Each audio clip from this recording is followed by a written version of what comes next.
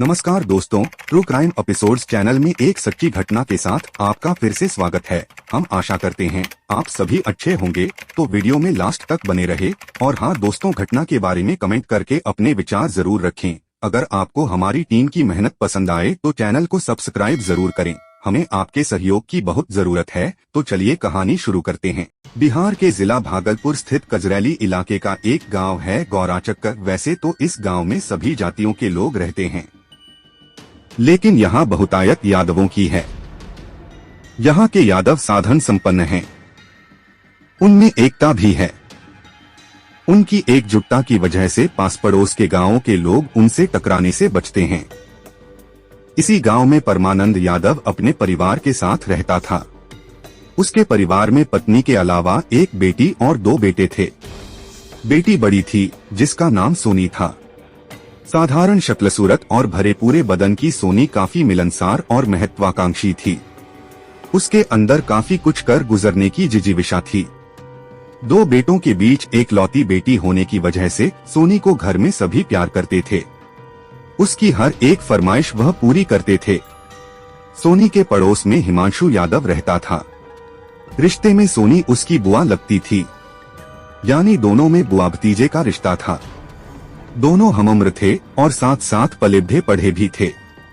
वह बचपन से एक दूसरे के करीब रहते रहते जवानी में पहुंचकर और ज्यादा करीब आ गए, यानी बचपन के रिश्ते जवानी में आकर सभी मर्यादाओं को तोड़ते हुए प्यार के रिश्ते की माला में गुथ गए। सोनी और हिमांशु एक दूसरे से प्यार करते थे। इतना प्यार कि एक दूसरे के बिना जीने की सोच भी नहीं सकते थे। वे जानते थे कि उनके बीच बुआ भतीजे का रिश्ता है। इसके बावजूद अंजाम की परवाह किए बगैर प्यार की पीन बढ़ाने लगे। बुआ भतीजे का रिश्ता होने की वजह से घर वालों ने भी उनकी तरफ कोई खास ध्यान नहीं दिया। एक दिन दोपहर का वक्त था। सोनी से मिलने हिमांशु उसके घर गया। कमरे का दरवाजा खुला हुआ था। सोनी सोफे पर अकेली बैठी कुछ सोच रही थी। हिमांशु को देखते ही मारे खुशी के उसका चेहरा खिल उठा। हिमांशु के भी चेहरे पर रौनक आ गई। वह भी मुस्कुरा दिया। तभी सोनी ने उसे पास बैठने का इशारा किया तो वह उसके करीब बैठ गया। क्या बात है सोनी, घर में इतना सन्नाटा क्यों है? हिमांशु चारों तरफ नजर दौड़ाते हुए बोला। चाचा चाची कहीं बाहर गए हैं क्या? हाँ, आज सुबह ही मम्मी पापा किसी काम से बाहर चले गए। वे शाम तक ही घर लौटेंगे और दोनों भाई भी स्कूल गए हैं। वह इस एकांत में बैठी तुम क्या सोच रही थी? हिमांशु ने पूछा। यही कि सामाजिक मान मर्यादाओं को तोड़कर जिस रास्ते पर हमने कदम बढ़ाए हैं, क्या समाज हमारे इस रिश्ते को स्वीकार करेगा? सोनी बोली। शायद समाज हमारे इस रिश्ते को कभी स्वीकार नहीं करेगा, हिमांशु ने तुरंत कहा। फिर क्या होगा हमारे प्यार का? मुझे तो उस दिन की सोचकर डर लगता है, जिस दिन हमारे इस रिश्ते के बारे में माँ बाप को पता चलेगा तो पता नहीं क्या होगा, सोनी ने लंबी सांस लेते हुए कहा।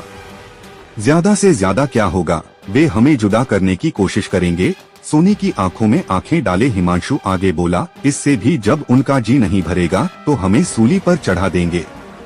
अरे हमने प्यार किया है तो डरना क्या? सोनी, मेरे जीते जी तुम्हें किसी से भी डरने की जरूरत नहीं है। सच में इतना प्यार करते हो मुझसे? वह बोली। चाहो तो आजमा लो, पता चल जाएगा, हिमांशु ने तैश में कहा। ना बाबा ना, मैंने तो ऐसे ही तुम्हें तंग करने के लिए पूछ लिया। अच्छा अभी बताता हूँ, रुक, कहते हुए हिमांशु ने सोनी को बाहों में भींच लिया। वह कसमसाती हुई उसमें समाती चली गई। एक दूसरे के स्पर्श से उनके तन बदन की आग भड़क उठी। कुछ देर तक वे एक दूसरे में समाये रहे। जब होश आया तो वे नजरें मिलाकर मुस्कुरा पड़े। फिर हिमांशु वहाँ से चला गया। लेकिन उनका यह प्यार और ज्यादा दिनों तक घर वालों की आंखों से छिपा हुआ नहीं रह सका। सोनी के पिता को जब जानकारी मिली तो उनके पैरों तले जमीन खिसक गई। परमानंद यादव बेटी को लेकर गंभीर हुए तो दूसरी ओर उन्होंने हिमांशु से साफ तौर पर मना कर दिया कि आइंदा वह न तो सोनी से बातचीत करेगा और न ही उनके घर की ओर मुड़कर देखने की कोशिश करेगा। अगर उसने दोबारा ऐसी ऊंची हरकत करने की कोशिश की तो इसका अंजाम बहुत बुरा होगा। प्रेम प्रसंग की बातें गांव व मोहल्ले में बहुत तेजी से फैलती हैं। परमानंद ने बहुत कोशिश की कि यह बात वह किसी और के कानों तक न पहुंचे, पर ऐसा हो नहीं सका। लाख छिपाने के बावजूद पूरे मोहल्ले में सोनी और हिमांशु की प्रेम कहानी के चर्चे होने लगे। इससे परमानंद का मोहल्ले में निकलना दूभर हो गया। परमानंद ने सोनी पर कड़ा पहरा बिछा दिया। सोनी के घर से बाहर अकेला जाने पर पाबंदी लगा दी। पत्नी से भी उन्होंने कह दिया कि सोनी को अगर घर से बाहर जाना भी पड़ेगा तो उसके साथ घर का कोई एक सदस्य जरूर जाएगा। पिता द्वारा पहरा बिठा देने से हिमांशु और सोनी की मुलाकात नहीं हो पा रही थी। सोनी की हालत जल बिन मछली की तरह हो गई थी। उसे न तो खाना पीना अच्छा लगता था और न ही किसी से मिलना जुलना। उसके लिए एक एक पल काटना पहाड़ जैसा लगता था। सोनी की एक झलक पाने के लिए वह बेताब था। पागल दीवानों की तरह वह यहाँ वहाँ भटकता फिरता था। उसकी हालत देखकर माँ जेलस देवी काफी परेशान रहती थी। माँ ने भी बेटे को काफी समझाया कि उसने जो किया उसे समाज बिरादरी कभी मान्यता नहीं दे सकती। रिश्ते के बुआ भतीजे की शादी को कोई स्वीकार नहीं करेगा। बेहतर है तुम इसे बुरा सपना समझकर भूल जाओ। मगर हिमांशु माँ की बात को मानने को तैयार नहीं था। उधर सोनी ने भी अपनी माँ से कह दिया कि वह हिमांशु के अलावा किसी और लड़के से शादी नहीं करेगी। माँ ने बहुत समझाया लेकिन प्रेम में अंधी सोनी की समझ में नहीं आया। वह अपनी जिद पर अड़ी रही। माँ भी क्या करती। जब समझाते समझाते वह थक गई तो उसने कुछ भी कहना छोड़ दिया। काफी देर बाद सोनी की समझ में आया कि उसे आजादी पानी है तो पहले घर वालों को विश्वास दिलाना होगा कि वह हिमांशु को पूरी तरह भूल चुकी है। घर वालों को जब उस पर विश्वास हो जाएगा तब वह इसका फायदा उठाकर हिमांशु तक पहुंच सकती है। अगर एक बार वह उसके पास पहुंच गई तो उसे कोई रोक नहीं पाएगा। ये दिमाग में विचार आते ही सोनी का चेहरा खिल उठा और वह घड़ियाली आंसू बहाते हुए माँ की गोद में जाकर समा गई। माँ मुझे माफ कर दो, वाकई मुझसे बड़ी भूल हो गई थी। मैंने आपकी बात नहीं मानी इसलिए आपके मान सम्मान को ठेस पहुंची।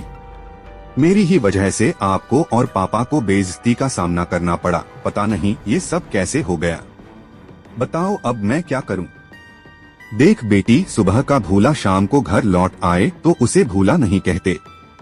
फिर तू तो मेरा अपना खून है। माँ ने सोनी को समझाया। मैं तो कहती हूँ बेटी की जो हुआ उसे बुरा सपना समझकर भूल जा। तेरी शादी मैं अच्छे से अच्छे खानदान में करूँगी। उसके बाद माँ बेटी एक दूसरे के गले मिलकर पश्चाताप के आंसू पोंछती रहीं। माँ को विश्वास में लेकर सोनी मन ही मन खुश थी। उसके होठों पर एक अजीब सी कुटिल मुस्कान थिरक उठी थी। माँ बाप को भी जब पक्का यकीन हो गया कि सोनी ने हिमांशु से बात तक करनी बंद कर दी है तो उन्होंने धीरे धीरे उसके ऊपर की पाबंदी हटा ली। पिता परमानंद अब उसके लिए लड़का ढूंढने लगे ताकि वह अपनी जिम्मेदारी से मुक्त हो सके। परमानंद को इस बात की जरा भी भनक नहीं थी। उनकी बेटी माँ बाप की आंखों में धूल झोंक रही है, जबकि उसकी योजना प्रेमी के साथ फुर्र हो जाने की है। योजना मुताबिक सोनी ने मां के सामने ननिहाल जाने की इच्छा प्रकट की तो मां उसे मना नहीं कर सकी। सोचा कि बेटी ननिहाल घूम आएगी तो मन भी बदल जाएगा। यही सोचकर सितंबर 2016 में उसे बेटे के साथ ननिहाल भेजवा दिया। ननिहाल पहुंचते ही सोनी आजाद पंछी की तरह हो गई। उसने हिमांशु को फोन कर दिया कि वह ननिहाल में आ गई है। यहाँ उस पर किसी तरह की कोई पाबंदी या बंदिश नहीं है, इसलिए वह यहाँ आकर उससे मिल सकता है। यह खबर मिलते ही हिमांशु उसकी ननिहाल पहुंच गया। महीनों बाद दोनों एक दूसरे से मिले थे। उन्होंने पहले जी भरकर एक दूसरे को प्यार किया।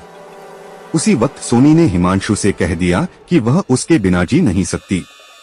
वो उसे यहाँ से कहीं दूर ऐसी जगह ले चले जहाँ उनके अलावा कोई तीसरा न हो। हिमांशु भी यही चाहता था कि सोनी को लेकर वह इतनी दूर चला जाए जहाँ अपनों का साया तक न पहुँच सके। सोनी घर से भागने के लिए हिमांशु पर दबाव बनाने लगी। प्यार के सामने विवश हिमांशु यार दोस्तों से कुछ रुपयों का बंदोबस्त करके उसे लेकर दिल्ली भाग गया। परमानंद को जब पता चला तो वह आग बबूला हो उठा। उसने हिमांशु और उसके घर वालों के खिलाफ कजरैली थाने में बेटी के अपहरण का मुकदमा दर्ज करा दिया। अपहरण का मुकदमा दर्ज होते ही कजरैली थाने की पुलिस सक्रिय हुई। पुलिस ने हिमांशु के घर पर दबिश दी। हिमांशु घर से गायब मिला तो पुलिस हिमांशु की मां जेलस देवी को थाने ले आई। उससे सख्ती से पूछताछ की लेकिन वह कुछ नहीं बता पाई। तब पुलिस ने जेलस देवी को घर भेज दिया। कई महीने बाद भी जब सोनी का पता नहीं चला तो पुलिस हिमांशु और सोनी को हाजिर कराने के लिए जेलस देवी पर बार बार दबाव बनाती रही। कहीं से यह बात हिमांशु को पता चल गई कि पुलिस उसकी मां को बार बार परेशान कर रही है। तब 8 महीने बाद हिमांशु सोनी को लेकर घर लौट आया।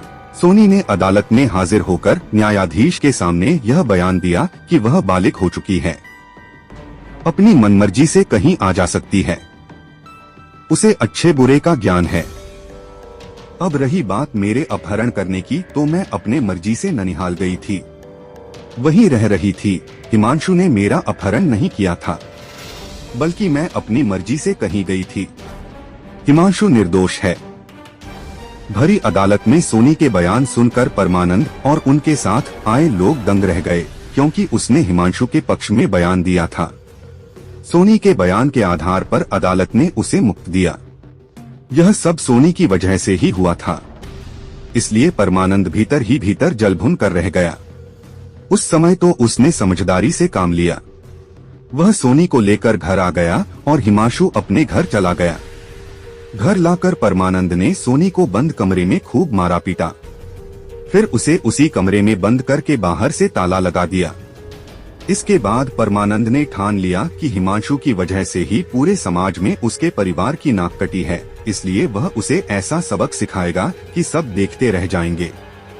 वह धीरे धीरे गांव के लोगों को भी हिमांशु के खिलाफ भड़काने लगा कि उसकी वजह से ही पूरे गांव की बदनामी हुई है। योजना को अंजाम देने के लिए परमानंद ने एक योजना बनाई। योजना के अनुसार वह और उसका परिवार एकदम शांति से रहने लगा, ताकि हिमांशु को रास्ते से हटाने के बाद सभी को यही लगे कि इसमें उसका कोई हाथ नहीं है। परमानंद अभी यह ताना बाना बुन ही रहा था कि एक नई घटना घट गई। 20 अप्रैल 2017 को सोनी फिर हिमांशु के साथ भाग गई। इस बार हिमांशु के साथ हिमांशु का परिवार भी खड़ा था। दोनों का प्यार देखकर घर वालों ने दोनों की सहमति से मंदिर में शादी करा दी थी। शादी के 15 दिनों बाद हिमांशु और सोनी फिर गांव लौट आए। इस बार सोनी अपने घर के बजाय हिमांशु के घर गई। हिमांशु और सोनी के लौटने की खबर पूरे गांव में जंगल की आग की तरह फैल गई। गांव वाले दोनों की हिम्मत देखकर हतप्रभ थे कि हिम्मत तो देखिए, रिश्तों को कलंकित करते कलेजे को ठंडक नहीं पहुंची, जो गांव को बदनाम करने फिर से यहां आ गए। खैर, जैसे ही ये खबर परमानंद को मिली तो उसका खून खौल उठा। वह आपे से बाहर हो गया। अगले दिन यानी 5 जून 2017 को सुबह के करीब 10 बजे गांव में पंचायत बुलाई गई। पंचायत परमानंद के दरवाजे के सामने रखी गई। उसमें सैकड़ों की तादाद में गांव वालों के अलावा 21 पंच जुटे। सभी पंच परमानंद के पक्ष में खड़े उसकी हाँ में हाँ मिला रहे थे। पंचायत में हिमांशु के परिवार का कोई भी सदस्य शामिल नहीं था। पंचायत की अगुवाई गांव का गणेश यादव कर रहा था। एक दिन पहले ही गणेश यादव जेल से जमानत पर रिहा हुआ था। पंचायत में प्रताप यादव सिपाही भी था। वह बक्सर में तैनात था और कुछ दिनों की छुट्टी पर घर आया था। इसी की मध्यस्थता में पंचायत शुरू हुई थी। 10 बजे शुरू हुई पंचायत शाम 5 बजे तक चली। अंत में पंचों ने एकमत होकर हिमांशु के खिलाफ तुगलकी फरमान सुना दिया कि हिमांशु ने जो किया वह बहुत गलत किया। उसकी करतूतों से गांव की भारी बदनामी हुई है। उसे उसकी गलती की सजा तो मिलनी ही चाहिए, ताकि आइंदा गांव का कोई दूसरा युवक ऐसी जुर्रत करने के बारे में सोच भी न सके। सभी पंचों ने कहा कि हिमांशु की गलती की सजा मौत है, उसे जान से मार देना चाहिए। इस पर पंचायत के सभी लोग सहमत हो गए। सभी ने लाठी, डंडा, तलवार, पिस्टल, ईंट आदि लेकर उसके घर पर एकाएक हमला बोल दिया। हिमांशु यादव घर पर ही था। उसके घर का दरवाजा बंद था। दरवाजे को तोड़कर लोग उसे घर के भीतर से खींच लाए और उसका शरीर गोलियों से छलनी करके पूरी भड़ास निकाल दी। इसके बाद महिलाएं उसकी गर्भवती पत्नी सोनी को भी कमरे से खींचकर कहीं ले गईं। उस दिन के बाद से आज तक उसका कहीं पता नहीं चला कि वह जिंदा भी है या उसके साथ कोई अनहोनी हो चुकी है। बेटे और बहू को बचाने गई हिमांशु की मां जेलस देवी भी पंचों के कोप का शिकार बन गई। उसे भी मार मार कर अधमरा कर दिया गया। पंच बने आतताइयों का जब इससे भी जी नहीं भरा तो उन्होंने उसके घर को आग लगा दी और फरार हो गए। दिल दहला देने वाली घटना की सूचना जैसे ही थाना कजरैली के थाना प्रभारी विजय कुमार को मिली तो उनके हाथ पांव फूल गए। वह तत्काल मयफोर्स के घटनास्थल के लिए रवाना हो गए। मौके पर पहुंचते ही सूचना उच्चाधिकारियों को दे दी गई। सूचना मिलते ही SSP Manoj Kumar, SP city और सीओ गौराचक गांव पहुंच गए। पीड़ित परिवार के लोगों से मिलने के बाद पुलिस ने आतताइयों के घर दबिश दी, लेकिन वे सभी अपने अपने घरों से फरार मिले। पुलिस ने हिमांशु की घायल मां जेलस देवी को इलाज के लिए मायागंज अस्पताल पहुंचवा दिया। हिमांशु की लाश कब्जे में लेकर पोस्टमार्टम के लिए भेज दी गई। मौके से कई खाली खोखे बरामद हुए। गांव का तनावपूर्ण माहौल देखते हुए एसएसपी ने वहां पीएसी की 2 टुकड़ियां तैनात कर दी ताकि शांति व्यवस्था बनी रहे। पुलिस ने अस्पताल में जेलस देवी के बयान लिए तो उसने पूरी घटना सिलसिलेवार बता दी। उसके बयान के आधार पर कजरैली थाने में हत्या का प्रयास और बलवा करने की विभिन्न धाराओं में 21 आरोपियों के खिलाफ नामजद मुकदमा दर्ज हुआ। मामले में बहू सोनी के पिता और मुख्य आरोपी परमानंद यादव सहित सुनील यादव, भितो यादव, सुमन यादव, सीताराम यादव, विवेक यादव, प्रकाश यादव उर्फ विक्की, ऊसो यादव, राजा यादव, पंकज यादव, प्रकाश यादव, अधिक यादव, प्रताप यादव, सिपाही, विजय यादव, अजब लाल यादव, गणेश यादव, वरुण यादव, सुमन यादव, अरुण यादव, कुशी यादव और गोपाल यादव को नामजद आरोपी बनाया गया। हिमांशु यादव की पत्नी सोनी यादव के अपहरण का अलग से मुकदमा दर्ज किया गया। इस मुकदमे में आरोपी आशा देवी, राधा देवी, रुक्मिणी देवी, मनीषा देवी, अंजू देवी, अन्नू देवी, नागो यादव और अब्बो देवी को नामजद दिया गया। यह सब भी अपने अपने घर से फरार मिली, पर 2 हमलावर प्रकाश यादव और राजा यादव पुलिस के हत्थे चढ़ गए। पुलिस ने उनसे पूछताछ कर उन्हें जेल भेज दिया। घटना के बाद गांव के लोग 2 खेमों में बंट गए। धीरे धीरे 10 से 12 दिन बीत गए। हिमांशु हत्याकांड और सोनी अपहरण के आरोपियों का पुलिस पता तक नहीं लगा सकी। समाचार पत्र इस लोमहर्षक घटना की खबरें छाप कर पुलिस की नाक में दम कर रहे थे। दबाव बनाने के लिए पुलिस ने 20 जून 2017 को न्यायालय से आरोपियों की संपत्ति के कुर्की जब्ती के आदेश ले लिए। आरोपियों को जब पता चला कि पुलिस ने न्यायालय से उनकी संपत्ति के कुर्की जब्ती के आदेश ले लिए हैं, तो सीताराम यादव, सुनील यादव, विवेक यादव, अरुण यादव, कुशो यादव और सुमन यादव ने 14 जुलाई 2017 को अपर मुख्य न्यायिक दंडाधिकारी रंजन कुमार मिश्रा की कोर्ट में सरेंडर कर दिया। कोर्ट से सभी आरोपियों को जेल भेज दिया।